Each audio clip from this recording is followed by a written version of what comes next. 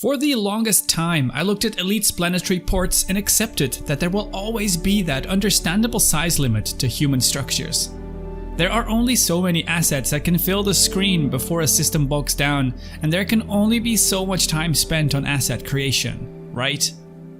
Then there is Star Citizen, taking it to the next level.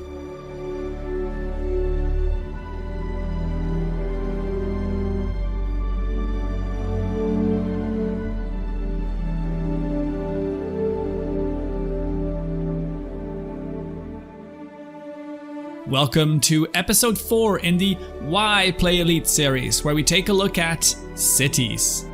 Just like most of the Star Citizen content, cities too were introduced in stages, as is evident by their different sizes, features, optimization, and appearance. As mentioned in one of the previous episodes, the Stanton system houses 4 major companies that each own their own planet. Currently in-game we can visit, and I'm listing these in order they were put into the game. There is ArcCorp, with their planet covered in a vast cityscape. There's Lorville on the planet Hurston. It's a huge mining/worker city. And finally Microtech, an extremely high-tech, high-society city. I'll be doing a separate video on Horizon on the gas giant Crusader, which is currently in PTU and not yet open to the public. Again, Star Citizen manages to blow my mind in how they avoided using generic, multi-purpose assets and appearances. Each planet has a unique city related to that company with a fitting appearance, hosting a range of unique features and things to do. Where Elite Dangerous sees one generic look for all concourses spread throughout the galaxy with a slightly different layout and color wall, disregarding their affiliation to the Federation, the Empire, or the Alliance, Star Citizen demonstrates masterful design choices that make complete sense with the planet, its industry and company. Buildings, advertisements, UI screens, window styling, subway style, it all matches. Now, so far I've been showing you a variety of clips. I think it's time that we go in depth and look at some of these up close in order. First, here is Stanton III, owned by and home to ArcCorp. Now, Star Citizen typically gives you an entire city to look at with various sectors, all housing the on-foot player stuff. In this case, that is Area 18. Area 18 is one of the main commercial ports for interplanetary traffic. Travelers can find a variety of goods here and might find themselves overwhelmed by the sights and sounds of this landing zone. Walking through the city really gives you a sense of getting engulfed by it. Star Citizen doesn't give you a mini-map, so you're always sort of looking around you to follow the signs and remember your location. There is simply said no better way to immerse yourself into an environment. The only cues that you get to remember where you are visual cues, just like in real life. It is a really nice feeling. As with all the cities in Star Citizen, they feature living areas, player housing.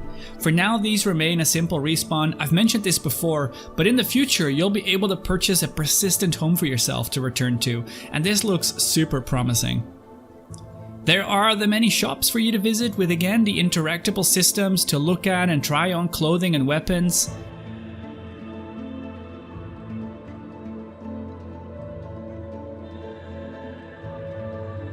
There's the trading hub, the many shady looking back alleys, and an awesome looking bar. You can visit Astro Armada and check out their showroom. Feel what it feels like to sit in the cockpit of this beauty. There's Dumper's Depot and a first look at the medical unit, which is not yet open to the public. In the future, all cities will house a hospital where players can go to recover from their many ailments and broken bones. Sometimes you notice in a lot of places in Star Citizen the room to expand, and you can see this here in ArcCorp too. There are so many rooms, alleys, and buildings that house doors to things that can be expanded on and are still closed. It is such a thrilling feeling to imagine the possibilities. There's also a lot of tall buildings with landing pads on top. They typically house a garage and a regular door. Some of these open, but there isn't anything on the inside just yet. I'm hoping these will open up to sort of mission areas to visit, giving them a purpose in the same way random doors used to do and still do in Anarchy Online.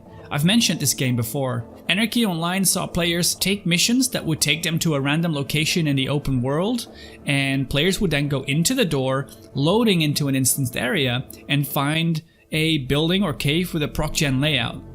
I'd like to see the same with Star Citizen, and the top of these buildings makes me feel like they have at least something like that in mind. It would be a waste not to do anything with them. If anything, right now, it's a great place to meet up with friends. Players can shuttle between Area 18 and the landing zone. It is the smallest subway for the oldest city, just 2 sectors if you will. The transit between them is pretty cool and sees you travel across a part of the interstate to get there, giving you a glimpse at the wider city. The Area 18 landing zone has a pretty cool look to it. Lots of flat area on the outside compared to the rest of the city, and some dope advertisement signs placed around the area where you take off.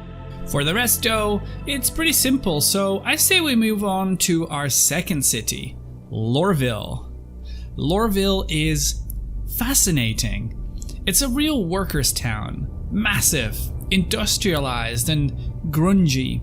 It'll swallow you up and spit out an old you with a bad back, bad lungs and a lackluster pension. That's what I feel anyway. The terrain around it reminds me of a Mars where terraforming went bad. It's got all the potential, but then there is nothing but dust storms. Visible even from orbit is this massive building which is home to the Central Business District.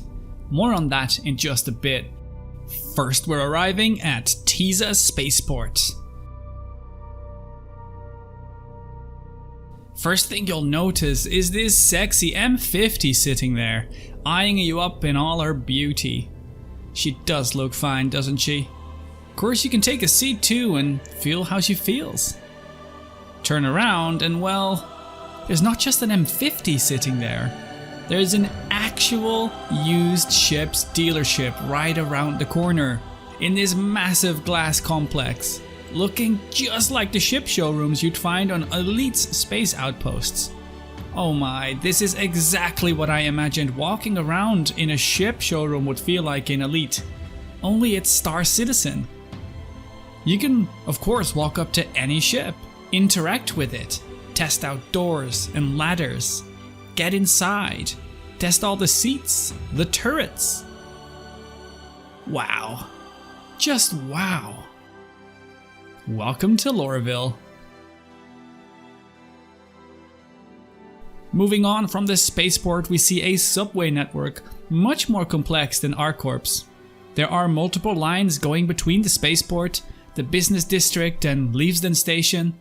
Additionally, there is the metro center which connects to all the on-foot outer gates. We'll check out the central station first. This business district gave me an impression of Hurston I did not expect.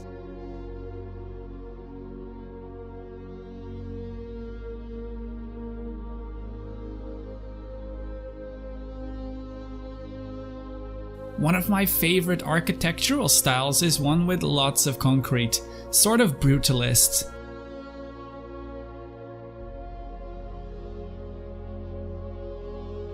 The central business district sees the Hurston family pride themselves over their achievements, and whoever came up with this, I'll say, did an incredible job.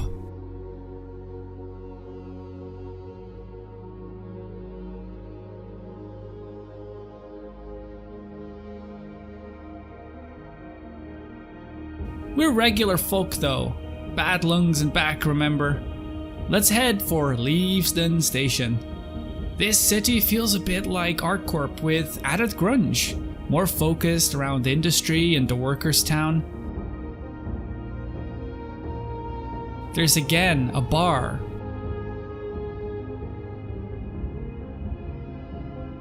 Shops and a hospital. Lorville shows the great potential of player housing once again too, with dedicated lifts to housing with a fitting style. Look at this view. I wonder when player housing comes, why anyone would pick to live here over other places. Will there be perks to having a house in a place like this? Traveling to one of the outer gates via the metro center is really cool too. You can spawn ground vehicles here if you own them, the same way you would a ship. I imagine you probably want to take them out to a mission location if it is nearby or something to mine. It is time then that I take you to freezing cold Microtech, which is one of the most impressive places I have ever seen. I'm sure those who've seen Horizon will argue that one. Stanton IV, farthest planet from the sun, home to Microtech. The only planet to house biomes ranging from freezing cold to lush green forests. The city shows a skyline similar to ArcCorp, but with impressive domes scattered around the city in a vast network of tubular subways they call them metro loops, connecting the varying sectors. This city feels incredibly atmospheric when flown through at low altitude as well. The snow, the trees and the garages at the base of many buildings make you feel like you want to sort of land your ship somewhere out of the wind and take shelter. This city again also features the tall buildings with pads, doors and garages on top, hoping we'll get to use these for missions once more. Like most, it took me a second to find the starport here. It's offset to the edge of the city, carved into a mountain. Very cool. As soon as I landed, I realized from the hangar bay that I was in for a treat. The entire styling looks completely different from anything we've seen before. Even the door panel UI looks and sounds different. Attention to detail, check. The arrival hall gives an immediate impression of Microtech. Everything is high-tech. The Microtech logo is suspended in the air, and of course there are separated waste bins. The outlook over the city laying beyond is nothing short of exciting. A gentle reminder to show you that you're about to enter the coolest city in Stanton. Oh, by the way, Microtech is a mascot. Look at this cute little penguin. Next, we take the metro loop to the rest of the city, and damn, this again is quite the experience. Beautiful tubular glass bullets shoot you from one place to the next, at extremely high velocities I might add. I don't know how safe I'd feel if this were real life. The subway map reveals the sectors we can visit. We'll head for the Aspire Grand first to give you yet another glimpse at player housing.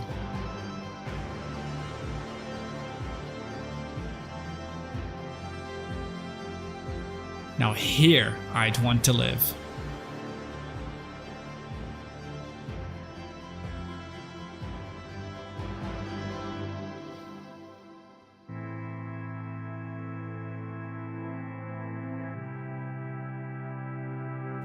Next up is the Tobin Expo Center. This currently houses the Invictus Launch Week. This is a ceremony organized by the UEE Navy, marking the beginning of the new recruitment year. I'll admit, the way they set this up made me feel so proud I wanted to sign up myself. Moving on to the Commons next. I wasn't expecting much, but this place is awesome. Even just the arrival gives me chills. This first room you go through while leaving the metro loop, look at it. When we exit, we see one of the domes filled with green, cafes, fitness areas and other positive and brightly colored activities. Again, the NPCs are still just dumb and standing there, but it gives you a first glimpse of what the space will feel like when filled with life. I can't help myself but imagine all the role-playing potential with places like these. While there will be lots of little activities to do gameplay-wise to support your character's health and stuff like that, these massive social hubs in combination with Star Citizen's animation and voice systems really lay a solid foundation for amazing role-playing potential. I would definitely partake. I have a history with roleplay in games like Anarchy Online, Star Wars and even World of Warcraft. I'd very much enjoy doing the same in Star Citizen. Now check this out, in Star Citizen, most of the menu interaction you do are done through a wristband called the Moby Glass. When I saw an advertisement for this, I was like, hey, that's cool. But it didn't click with me that Star Citizen wouldn't be Star Citizen if that didn't mean an actual shop with actual Moby Glass customizations to purchase. Of course, there is this giant Apple Store styled store with lots of customization options for you to choose from to make your Moby Glass feel personal. Check out this climbing wall. It doesn't feature anything to interact with, but it is just another piece of the puzzle to sell you the impression of a living and breathing society surrounding this active and positive lifestyle. I was told by a critic that the wall wasn't quite tall or steep enough and that the route setting needs a lot of work. CIG, take note. Now, everything in Microtech reminds us that Star Citizen is not just a space sim game. It has the potential to be a life sim. On that note, we're traveling to Wally's Bar on the promenade.